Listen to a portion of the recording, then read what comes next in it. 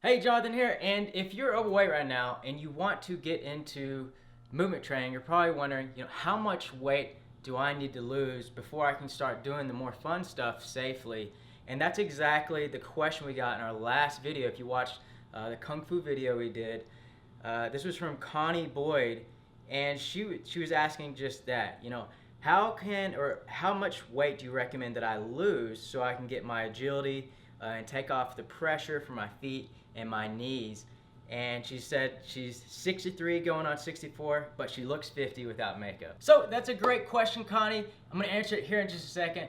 But first, I just want to make sure that you watch this whole video, and for those of you who are in the same situation, watch this whole video, because after I answer that, I'm going to go over a big mistake that we see a lot of people make that are in this situation, and it leads to damaging joints, getting injured, gaining even more weight than they needed to cut off in the first place, and I don't want that to happen to you. And after that, I'm going to share with you two things that I want you to start doing that's going to help you not only cut off the extra weight, but it's going to help build functional fitness. Now, as far as how much weight you should lose, you don't need to lose any weight right now to get into just the beginner foundation for functional movement.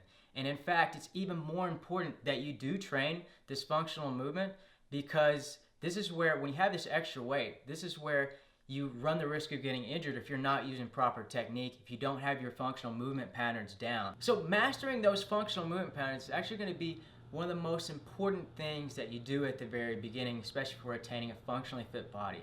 Now, as far as the types of moves you should start with, I'm going to talk about that here in just a little bit. But now, if you're referring to more of the advanced moves that you probably saw in that Kung Fu video, then of course you're definitely going to want to cut down that extra weight. It's like having a weight vest on, and so every movement that you do, you're going to experience more impact. If you have a little tweak with your technique, that can result in injury. So it's really important that you do lean down. Now, as far as specifically how much you want to cut down, you just want to aim to have a lean proportional functional body. So that's going to be different for each person. Now, as far as the big mistake that we see, and I don't want you to do this, and this kind of goes into that, and that is what we see is people jumping into high impact, this heavy impact training from the get-go. Even if they need to lose weight, they just jump into it, and they think that they're just going to learn it anyway. Well, that's the biggest mistake we've seen with people when they get injured. And I can jump in on some of this, like, because you're just talking about, like, a big mistake that I see is, and this is common in most, like, I've been in different gyms, and they'll have boot camps people, and stuff. boot camps and stuff, and they'll have people do these lunges, right?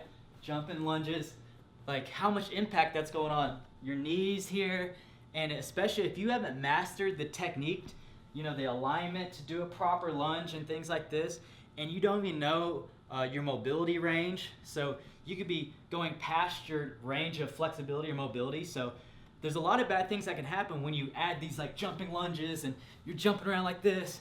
If you don't have the strength with the muscles, the mobility, you're setting yourself up for a lot of injuries there. So we're gonna switch back. Yeah, we'll switch back. Which there. Actually, we had an aunt that experienced that same thing.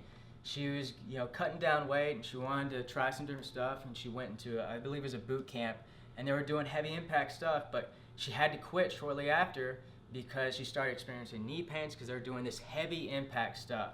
So if you're overweight and need to cut down fat, don't do the heavy impact stuff. You don't need to, which I'll share in just a second. You don't have to do that, and you risk getting injured and setting yourself back. So now I want to give you two things that I want you to start doing. The first one is building primal movements, meaning you're going to be using movements that's going to build functional movement patterns that then cross over into everything else, whether that's daily activities, whether you want to get into obstacle courses or do more advanced stuff.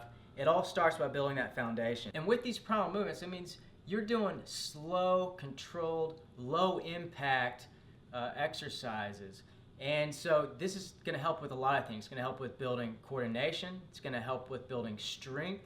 It's going to help with building mobility. And these are all things that you need to have before you start going to other forms of movement. Which actually, we have just released a program that would be a perfect fit for you. You'll see it down below. It's called Primal Movement 101. And this is where we actually give you these 7 primal movements that we recommend for everyone who wants to build a functionally fit body.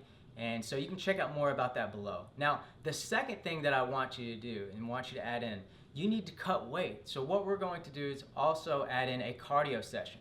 Now, this doesn't mean that you need to be doing heavy impact, high impact cardio. The important thing is that you get your heart rate up. You don't have to use heavy impact exercises. So you really have to dedicate too much time to get good results. It's just using the right stuff and making sure, especially if you're overweight, keep it low impact, keep it safe, and gradually progress. Now, as you start cutting down that weight and you get better with the movements, then you can start testing around and training different advanced stuff. So that's all I have for this video. Just wanted to share that with you. Now, for all of you watching, if you want to jump into that program I just mentioned, I'd recommend doing it. It's only gonna be out for a few days, but you can check it out in the link below. It's where we share our primal movements, so 7 primal movements, and then a cardio session with that.